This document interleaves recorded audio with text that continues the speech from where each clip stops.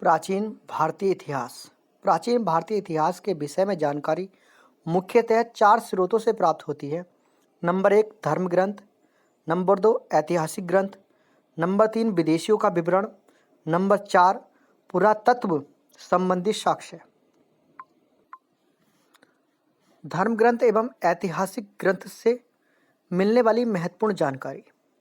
भारत का सर्वप्राचीन धर्म ग्रंथ वेद है, जिसके संकलनकर्ता महर्षि कृष्ण द्वैपायन वेद व्यास को माना जाता है। वेद वसुदेव कुटुंबकम का उपदेश देता है। भारतीय परंपरा वेदों को नित्य तथा अपौरुषीय मानती है। वेद चार हैं: ऋग्वेद, यजुर्वेद, सामवेद एवं अर्थवेद। इन चार वेदों को संहिता कहा जाता है। ईसा पूर्व एवं ईसवी। वर्तमान में प्रचलित ग्रेगोरियन कैलेंडर ईसाई कैलेंडर या फिर जूलियन कैलेंडर कहा जाता है। ईसाई धर्मगुरु ईसा मसीह के जन्म वर्ष कल्पित पर आधारित है। ईसा मसीह के जन्म से पहले के समय को ईसा पूर्व BC before the birth of Jesus Christ कहा जाता है। ईसा पूर्व में वर्षों की गिनती उल्टी दिशा में होती है। जैसे महात्मा बुद्ध का जन्म 563 ईसा पूर्व में एवं मृत्यु 483 ईसा पूर्व में हुआ, यानी ईसा मसीह के जन्म के 563 वर्ष पूर्व महात्मा बुद्ध का जन्म एवं 483 वर्ष पूर्व मृत्यु हुई। ईसा मसीह की जन्म तिथि से आरंभ हुआ सन ईसवी सन कहलाता है। इसके लिए संक्षेप में ई लिखा जाता है। ई को लैटिन भाषा के शब्द में एडी में भी लिखा जाता है। एडी यानी एनो डोमिनी, जिसका शाब्दिक अर्थ है in the year of Lord Jesus Christ. Rigveda ऋचाओं के क्रमबद्ध ज्ञान के संग्रह को ऋग्वेद कहा जाता है। इसमें 10 मंडल हैं, 1028 सूक्त, बालखिल्य पाठ के 11 सूतकों सहित एवं 10,462 ऋचाएं हैं। इसके अंदर इस वेद के ऋचाओं के पढ़ने वाले ऋषि को होत्र कहते हैं। इस वेद से आर्य के राजनीतिक प्रणाली एवं इतिहास के बारे में जानकारी मिलती है। विश्वामित्र द्वारा रचित ऋग्वेद के तीसरे मंडल में सूर्य देवता सावित्री को समर्पित प्रसिद्ध गायत्री मंत्र है। इसके 90 मंडल में देवता सोम का उल्लेख है। इसके 8वें मंडल की हस्तलिखित ऋचाओं को खिल कहा जाता है। चतुष्वर्णीय समाज की कल्पना का आदि स्रोत ऋग्वेद के 10वें मंडल में वर्णित पुरुषसूतक है, जिसके अनुसार 4 वर्ण ब्राह्मण, क्षत्रिय, वैश्य, शूद्र आदि पुरुष ब्रह्मा के क्रमशः भुजा, मुख, भुजाओं, जंघाओं और चरणों से उत्पन्न हुए। नोट: धर्मसूत्र 4 प्रमुख जातियों की स्थितियों, व्यवसायों, दायित्वों, कर्तव्यों तथा विशेषाधिकारों में स्पष्ट विभेद करता है। वामनावतार के 3 पंगों के आख्यान का प्राचीनतम स्रोत ऋग्वेद है। ऋग्वेद में इंद्र के लिए 250 तथा अग्नि के लिए 200 ऋचाओं की रचना की गई है। नोट: प्राचीन इतिहास के साधन के रूप में वैदिक साहित्य में ऋग्वेद के बाद शतपथ ब्राह्मण का स्थान है। यजुर्वेद सस्वर पाठ के लिए मंत्रों तथा बलि के समय अनुपालन के लिए नियमों का संकलन यजुर्वेद कहलाता है। इसके पाठ्यकर्ता को अथर्वणीय कहते हैं। यजुर्वेद में यज्ञों के नियमों एवं विधानों का संकलन मिलता है। यह एक ऐसा वेद है जो गद्य एवं पद दोनों में है। सामवेद साम का शाब्दिक अर्थ है गान। इस वेद में मुख्यतः यज्ञों के अवसर पर गाए जाने वाले मंत्रों का संकलन है। इसके पाठ्यकर्ता को उद्रात्र कहते हैं। इसे भारतीय संगीत का जनक कहा जाता है। नोट: यजुर्वेद तथा सामवेद में किसी भी विशिष्ट ऐतिहासिक घटना का वर्णन नहीं मिलता। अथर्ववेद।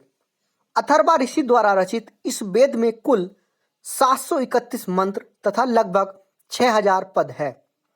इसके कुछ मंत्र ऋग्वेदिक मंत्रों से भी प्राचीनतर है। अथर्ववेद कन्याओं के जन्म की निंदा करता है। ऐतिहासिक दृष्टि से अथर्ववेद का महत्व इस बात में है कि इसमें सामान्य मनुष्यों के विचारों तथा अंधविश्वासों का विवरण मिलता है। प्रतिविसूतक। अथर्ववेद का प्रतिनिधि सूतक माना जाता है। इसमें मानव जीवन के सभी पक्षों, गृह निर्माण, कृषि की उन्नति, व्यापारिक मार्गों का गहन खोज, रोग विवरण, समन्वय, विवाह तथा प्रणय गीतों, राजभक्ति, राजा का चुनाव, बहुत से वनस्पतियों एवं औषधियों, साप, वशीकरण, प्रायश्चित, मातृभूमि, महात्म्य आदि का विवरण दिया है। कुछ मंत्रों में जादू टोने का भी वर्णन है।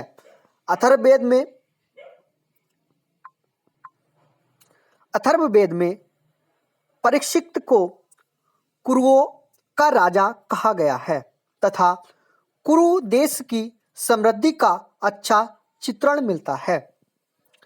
इसमें सभा एवं समिति को प्रजापति की 2 पुत्रियां कहा गया है। नोट: सबसे प्राचीन वेद ऋग्वेद एवं सबसे बाद का वेद अथर्ववेद है। वेदों को भली भांति समझने के लिए 6 वेदांगों की रचना हुई।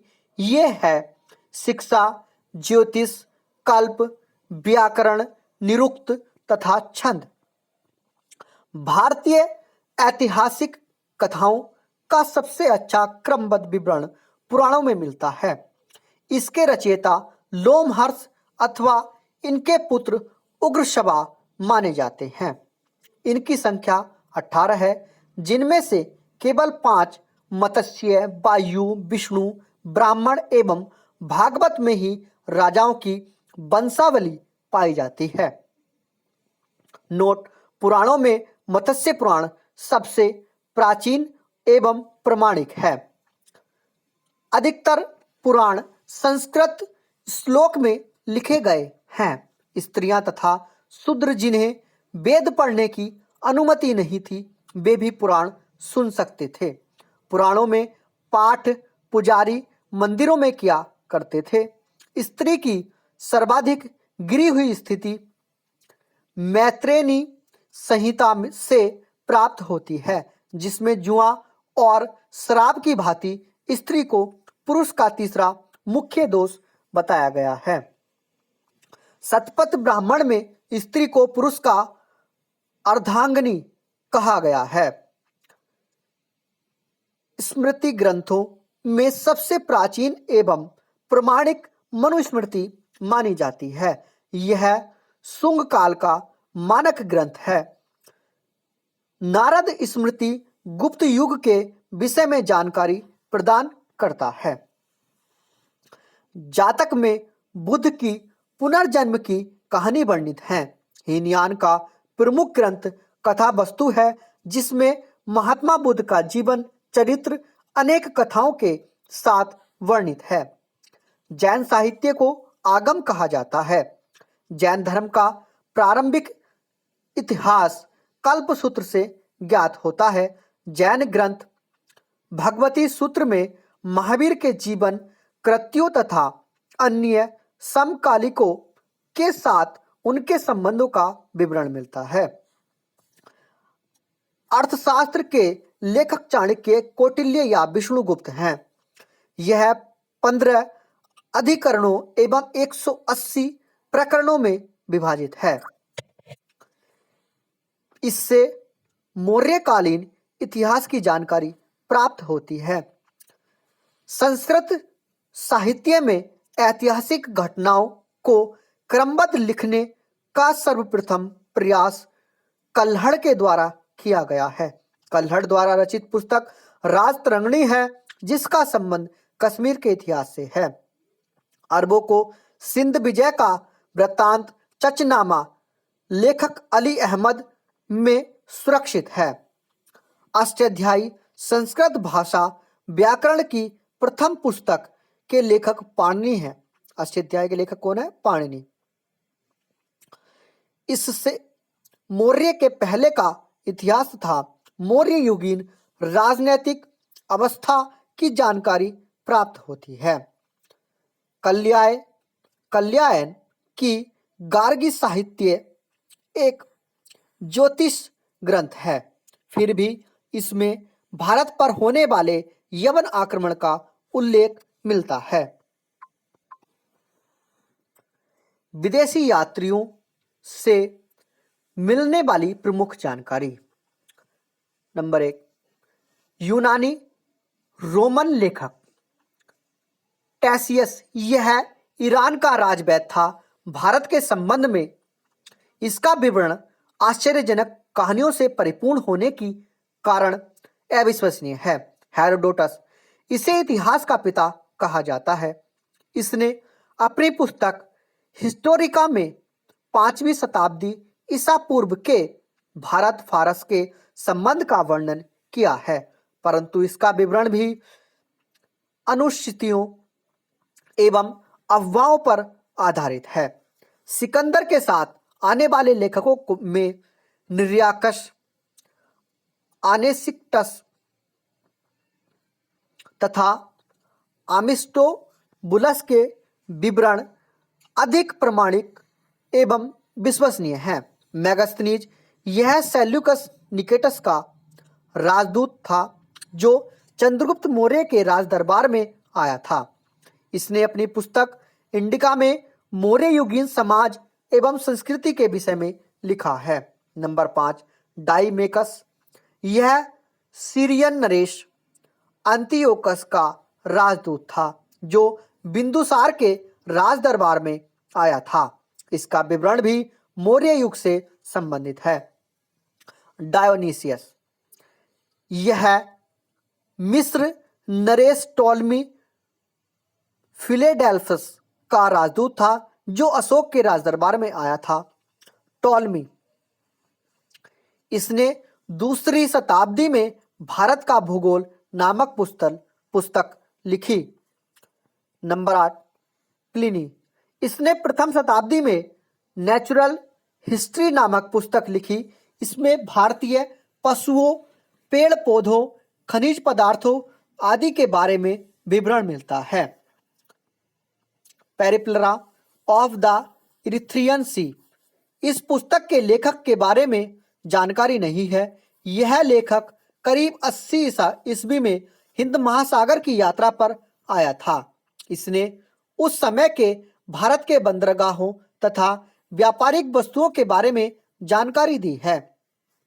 चीनी लेखक फाइयान, यह चीनी यात्री गुप्त नरेश चंद्रगुप्त द्वितीय के दरबार में आया था। इसने अपने विवरण में मध्य प्रदेश के समाज एवं संस्कृति के बारे में वर्णन किया है। इसने मध्य प्रदेश की जनता को सुखी एवं समृद्ध बताया है। यह 14 वर्षों तक भारत में रहा। नंबर 2, संयुगन, यह 1518 ईस्वी में भारत आया। इसने अपने 3 वर्षों की यात्रा में बौद्ध धर्म की प्राप्तियां एकत्रित की। ह्वेनसांग, यह हर्षवर्धन के शासनकाल में भारत आया था। ह्वेनसांग 1629 ईस्वी में चीन से भारतवर्ष के लिए प्रस्थान किया और लगभग 1 वर्ष की यात्रा के बाद सर्वप्रथम वह भारतीय राज्य कपिशा पहुंचा। भारत में 15 वर्षों तक ठहरकर 645 ईस्वी में चीन को लौट गया। वह बिहार में नालंदा जिला स्थित नालंदा विश्वविद्यालय में अध्ययन करने तथा भारत से बौद्ध ग्रंथों को एकत्र कर ले जाने के लिए आया था। इसका भ्रमण वृत्तांत सीयू की नाम से प्रसिद्ध है, जिसमें 138 देशों का विवरण मिलता है। इसने हर्षकालीन समाज, धर्म तथा राजनीति के बारे में वर्णन किया है। इसके अनुसार सिंध का राजा शूद्र था। ह्वेनसांग ने बुद्ध की प्रतिमा के साथ साथ सूर्य और शिव की प्रतिमाओं का भी पूजन किया था। नोट: ह्वेनसांग के अध्ययन के समय नालंदा विश्वविद्यालय के कुलपति आचार्य शीलभद्र थे। यह विश्वविद्यालय बौद्ध दर्शन के लिए प्रसिद्ध था। इत्सिंग: यह 7वीं शताब्दी के अंत में भारत आया। इसने अपने विवरण में नालंदा विश्वविद्यालय, विक्रमशिला विश्वविद्यालय तथा अपने समय के भारत का वर्णन किया है। अरबी लेखक। नंबर 1, अल बरूनी। यह महमूद गजनबी के साथ भारत आया था। अरबी में लिखी गई उसकी कृति किताबुल हिंद या तहकीक ए हिंद भारत की खोज आज भी इतिहासकारों के लिए एक महत्वपूर्ण स्रोत है। यह एक विस्तृत ग्रंथ है जो धर्म और दर्शन, त्योहारों, खगोल विज्ञान, कमियां, रीति रिवाजों तथा प्रथाओं, सामाजिक जीवन, भार तोल तथा मापन विधियों, मूर्तिकला, कानून, मापतंत्र विज्ञान आदि विषयों के आधार पर 80 अध्यायों में विभाजित है। इसमें राजपूत कालीन समाज, धर्म, रीति रिवाज, राजनीति आदि पर सुंदर प्रकाश डाला गया है। Number 2, Ibn Battuta. इसके द्वारा अरबी भारत भाषा में लिखा गया उसका यात्रा वृत्तांत, जिसे रिहला कहा जाता है, 14वीं शताब्दी में भारतीय उपमहाद्वीप के सामाजिक तथा सांस्कृतिक जीवन के विषय में बहुत ही प्रचुर तथा सबसे रोचक जानकारियां देता है। 1333 में दिल्ली पहुंचने पर इसकी विद्वता से प्रभावित होकर सुल्तान मुहम्मद बिन तुगलक ने उसे दिल्ली का काजी या न्यायाधीश नियुक्त किया। अन्य लेखक। तारानाथ। यह एक तिब्बती लेखक था। इसने कंगयूर तथा तंगयूर नामक ग्रंथ की रचना की। इसे भारतीय इतिहास के बारे में जानकारी मिलती है। Marco Polo. यह 13वीं शताब्दी के अंत में पांड्यन देश की यात्रा पर आया था। इसका विवरण पांड्य इतिहास के अध्ययन के लिए उपयोगी है।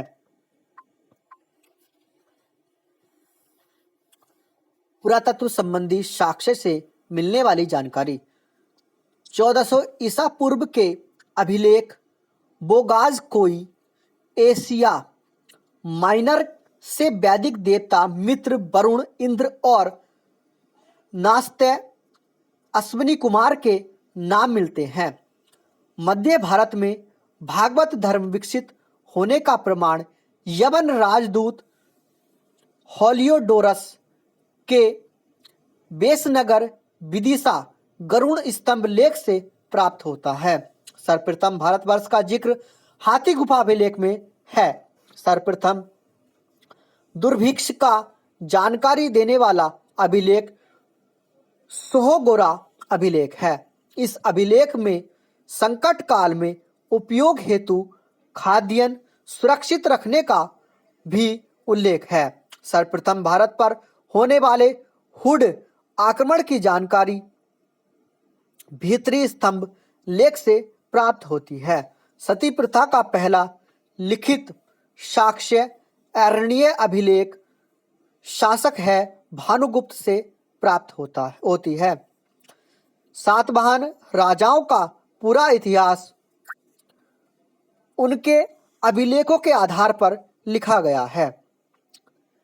रेशम बुनकर की श्रेणियों की जानकारी मन मंदसौर अभिलेख से प्राप्त होती है।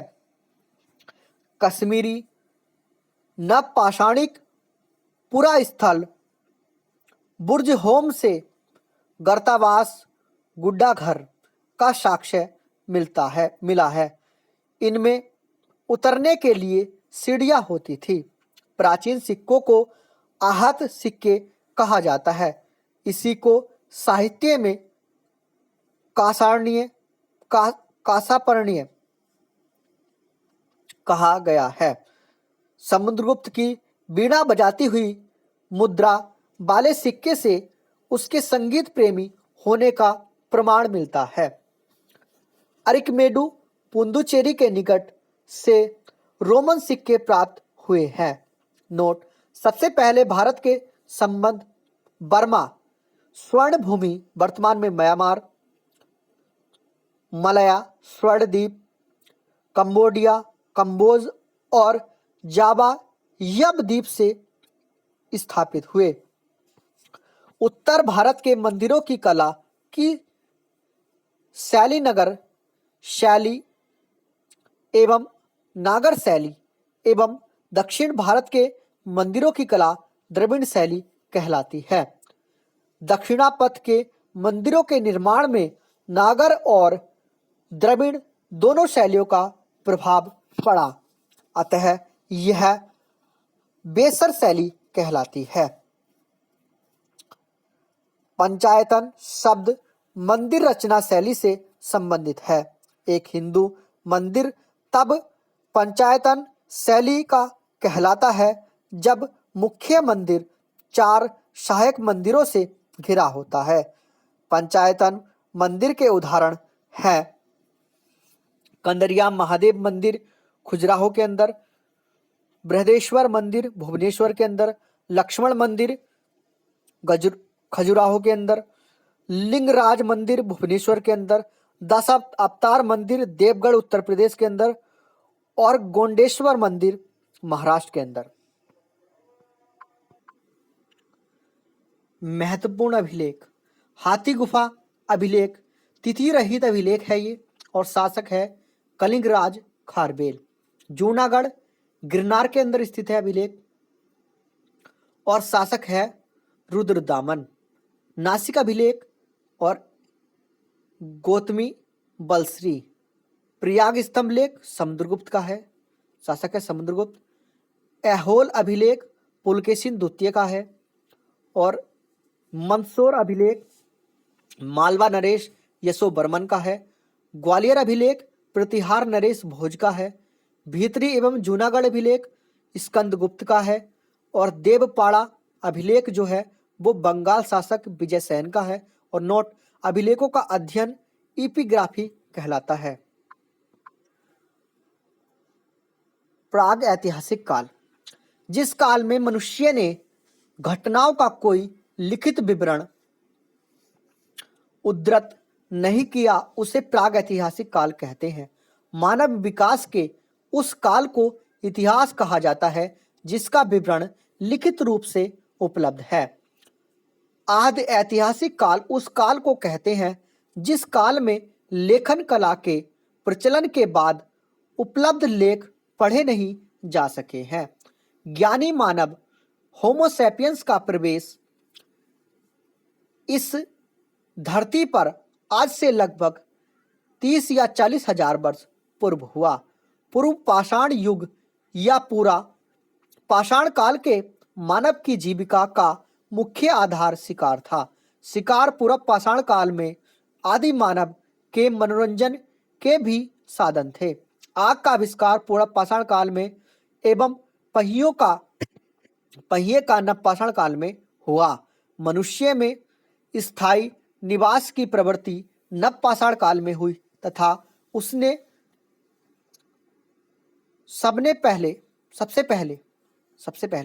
सबसे पहले कुत्ते को पालतू बनाया। मनुष्य ने सर्वप्रथम तांबा धातु का प्रयोग किया तथा उसके द्वारा बनाया जाने वाला प्रथम औजार कुल्हाड़ी प्राप्त स्थल है अतिरम पक्कम। कृषि का आविष्कार नवपाषाण काल में हुआ। प्राग ऐतिहासिक अन्न उत्पादक स्थल मेहरगढ़ पश्चिमी बलूचिस्तान में अवस्थित है।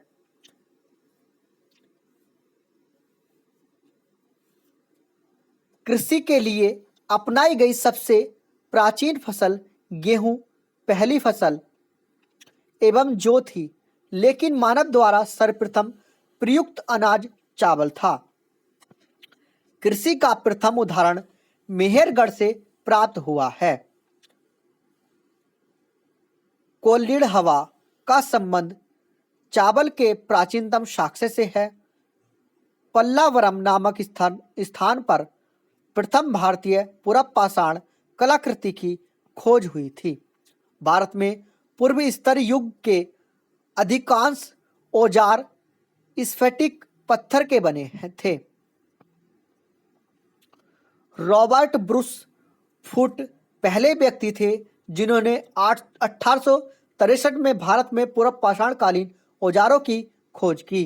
भारत का सबसे प्राचीन नगर मोहनजोदड़ो था, सिंधी भाषा में, जिसका अर्थ है मृतकों का टीला।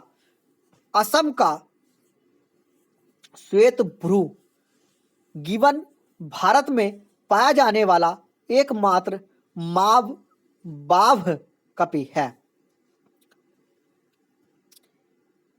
इनाम गांव ताम्रपाषाण युग की एक बड़ी बस्ती थी। इसका संबंध जॉर्बे संस्कृति से है। भारत में शिवालक की पहाड़ी से जीवाश्म का प्रमाण मिला।